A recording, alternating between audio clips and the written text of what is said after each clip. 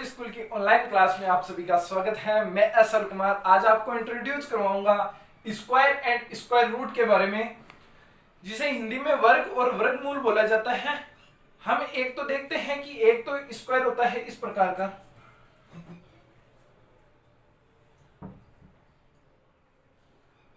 जिसके अंदर इसकी सभी भुजाएं बराबर होती हैं। एक स्क्वायर होता है जिसके बारे में अपन पढ़ेंगे के बारे में। मैं सबसे पहले आपको साइड में 1 से 10 तक के स्क्वायर लिख देता हूं ताकि आपको पता रहे कि इनके स्क्वायर होता क्या है।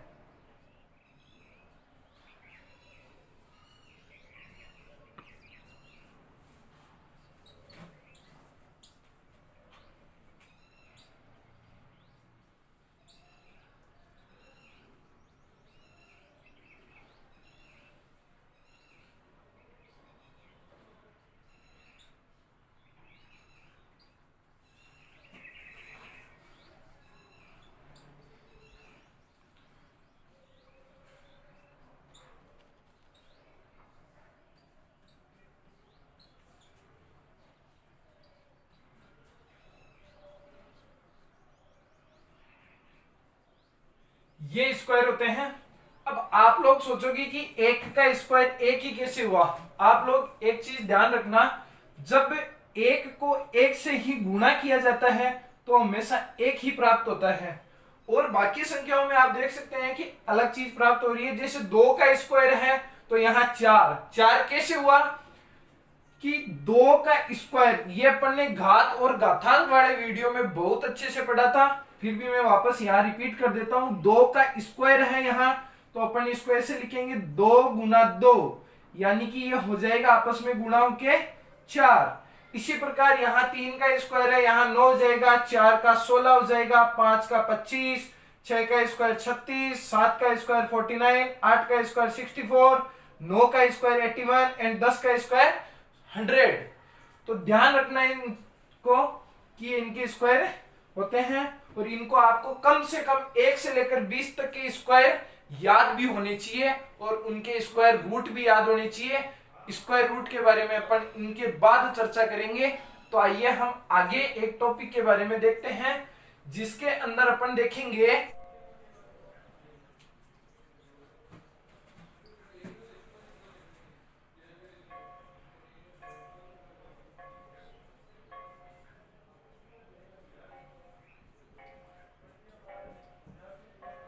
ये होता है गुणधर्मों से वर्ग निकालना। इसके अंदर फॉर्मूले यूज करेंगे, जिसके अंदर हम 2 फॉर्मूले यूज करेंगे। देखिए, एक तो होता है a प्लस बी का होल स्क्वायर, और एक दूसरा है a माइनस बी का होल स्क्वायर। इनको आप अच्छे से याद कीजिए। देखिए इनका स्क्वायर होगा क्या, पहले इसका स्क्वायर करते हैं, a का स्क्वायर, फिर इसका b का स्क्वायर, फिर 2ab गुणा के रूप में आता है। ये तो प्लस वाले के लिए हो गया। अब देखिए माइनस वाले के लिए और प्लस वाले में कितना डिफरेंट होता है, केवल एक छोटे से चीज का डिफरेंट है, जिसमें माइनस का। तो यहां हो जाएगा a का स्क्वायर, फिर यहां प्लस ही आएगा, फिर b का स्क्वायर, और यहां केवल माइनस आएगा 2ab। आप ध्यान से देखिए कि इसमें और इसमें केवल और केवल यहां प्लस और माइनस का फर्क है। प्लस वाले में सभी जगह प्लस, और माइनस वाले में यहां प्लस है जबकि यहां माइनस है। तो देखिए इनसे अपन एक क्वेश्चन करते हैं। जैसे मैंने लिखा यहां 12 का स्क्वायर करते हैं। जैसे तो ये छोटी संख्या है तो आप ऐसे भी याद रख सकते हो, पर आपको एक तरीका बताता हूं कि छोटी या बड़ी कोई सी भी संख्या हो, उनके स्क्वायर अपन कैसे निकाल सकते हैं। तो देखिए, इसको सबसे पहले आप टुकड़ों में तोड़िए, और टुकड़ों में ऐसे टुकड़ों में तोड़ना है जिसका स्क्वायर हमें बहुत ही सरल और सहज तरीके से याद हो। जैसे मैं इसको 10 प्लस 2 के रूप में तोड़ूं तो ये 12 हो जाते हैं, और 10 का स्क्वायर सभी को बहुत अच्छे से याद रहता है कि 10 का स्क्वायर 100 होता है। तो देखिए यहां मैं लिख रहा हूं 10 प्लस 2, यानी कि ये इनको जोड़ने से वापस आ जाएगा 12, और मैं स्क्वायर यहां लिख रहा हूं तो ये पूरे का ही स्क्वायर माना जाएगा। तो अब इसको ये फॉर्मूला लगा के देखते हैं कि किस प्रकार से इसको हल करेंगे। तो यहां a का स्क्वायर है तो मैं 10 का स्क्वायर करूंगा, प्लस फिर यहां b का स्क्वायर है तो मैं यहां 2 का स्क्वायर करूंगा, फिर प्लस 2 मल्टीप्लाई a की जगह यहां क्या आ रहा है 10 और b की जगह यहां क्या आ रहा है 2। अब देखिए 10 का स्क्वायर होता क्या है, वही प्रोसेसिंग करनी है, 10 गुणा 10, 10 को कितनी बार गुणा के रूप में 2 बार।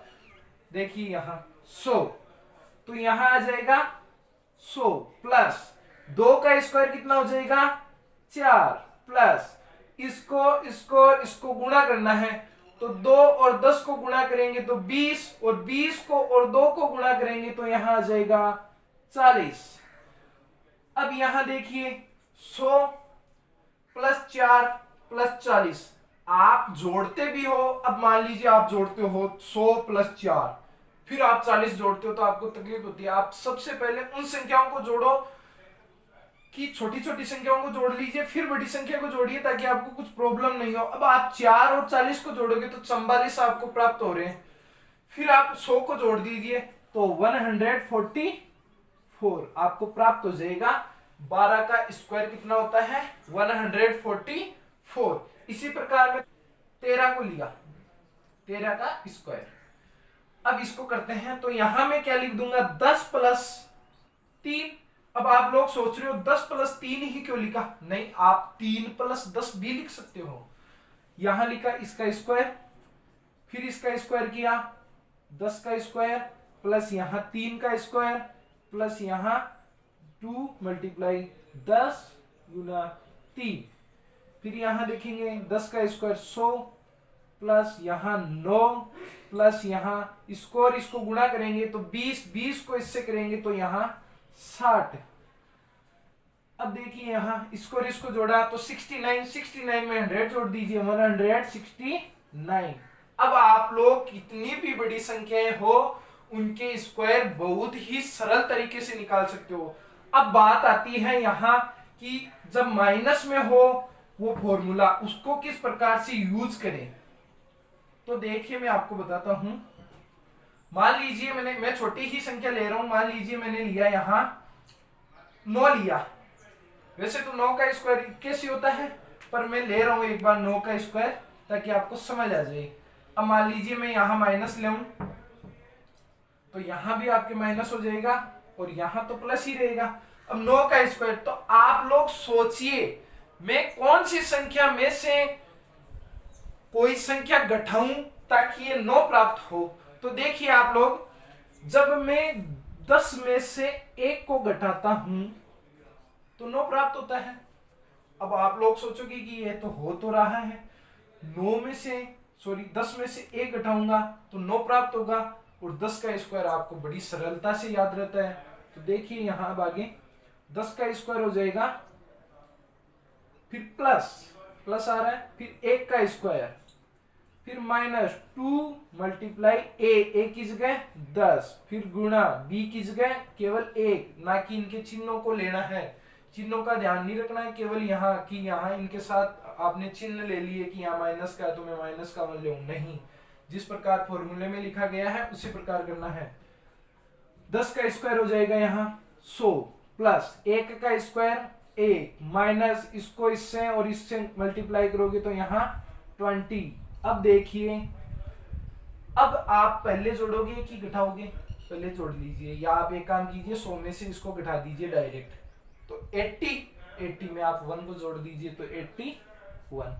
9 का स्क्वायर क्या आ गया 81।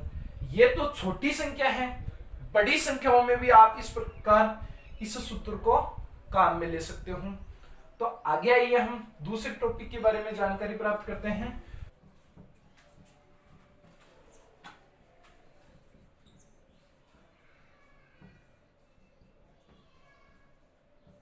पाइथागोरस त्रिक, ये क्या चीज होती है? पाइथागोरस त्रिक का मतलब हुआ 3 संख्याओं से। त्रिक यहां 3 संख्याओं से मतलब है या 2 संख्याओं का स्क्वायर तीसरी संख्या के स्क्वायर के बराबर होता है। तो देखिए यहां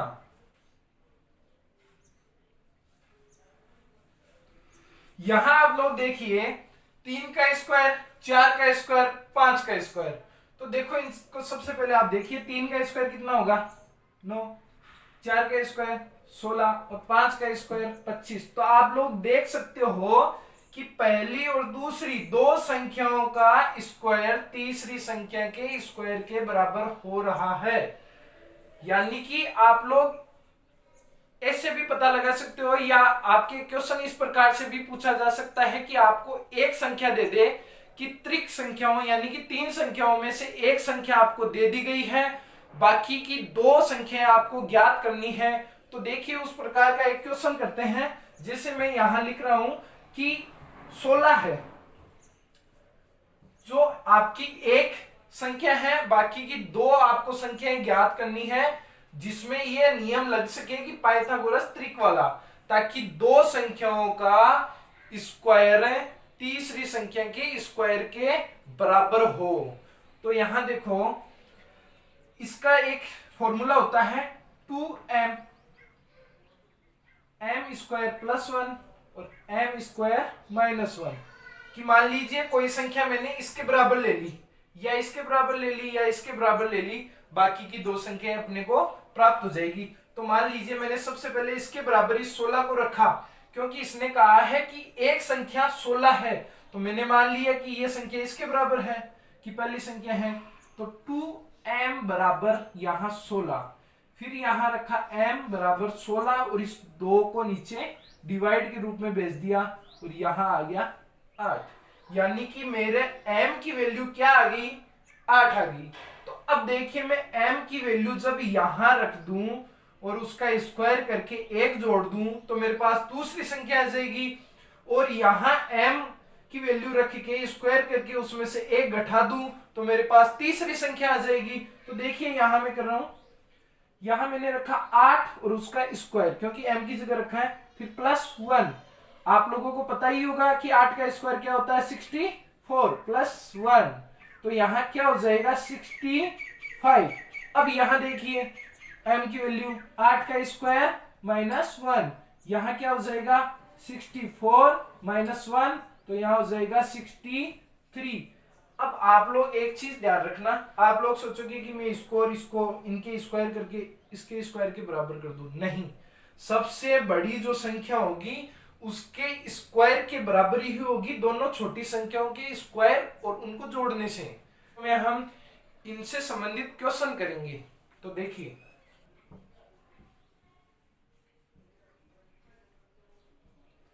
अब आप लोग देखिए पूर्ण वर्ग, हमें किस प्रकार से पता लगेगा कि कौन सी संख्या पूर्ण वर्ग है कि नहीं है।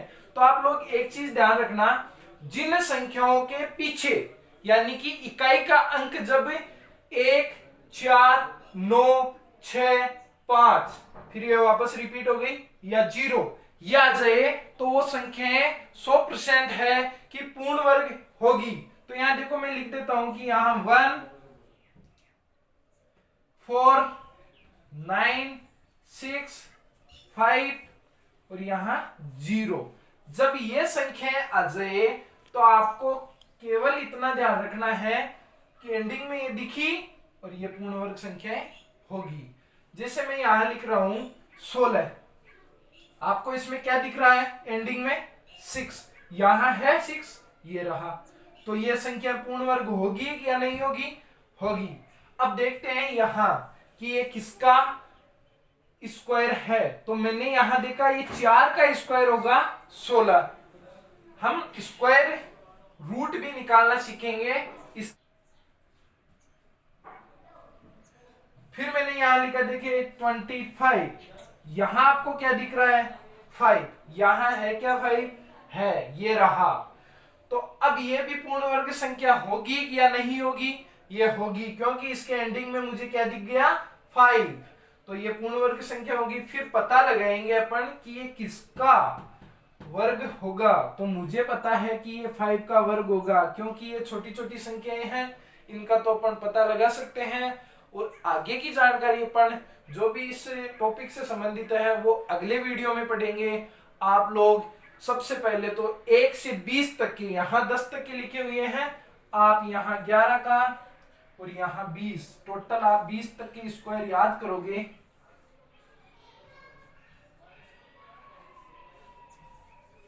आप स्वयं लिखोगे, मैंने आपको तरीका बता दिया है। आप जितनी प्रैक्टिस करोगे उतना मैथ में बहुत ही फायदा मिलेगा आपको। वो कंप्लीट हो चुका है। इससे जो आगे की जानकारी है वो अगले वीडियो में देखेंगे। धन्यवाद।